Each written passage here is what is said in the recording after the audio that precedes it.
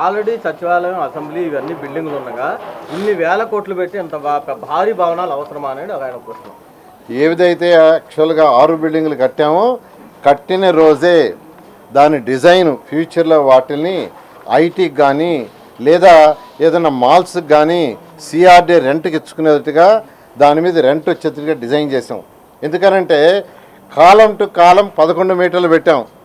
కాలం to కాలం అవన్నీ కూడా 11 మీటర్లు పెట్టింది. ఎందుకంటే ఎలా కావాల్సింటే అలా వచ్చిన ఐటీ వాళ్ళు కానీ లేకపోతే షాపింగ్ మాల్స్ కానీ వాళ్ళ కన్వీనియంట్గా, అంటే అవి కూడా వేస్ట్ కాకుండా దానివల్ల సిఆర్డీకి ఆదాయం వచ్చేట్టుగా ఆ బిల్డింగ్స్ కట్టాం. అది కూడా అర్థం చేసుకొని మాట్లాడితే ప్రజలు కనీసం మీరు చెప్పే మాటలు విశ్వసిస్తారు.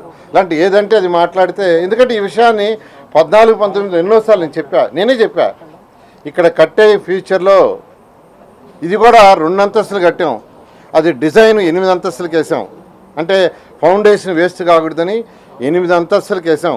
అవన్నీ కూడా ఫ్యూచర్లో either IT or malls or some commercial, దానివల్ల ఇన్కమ్ వచ్చేదిగా.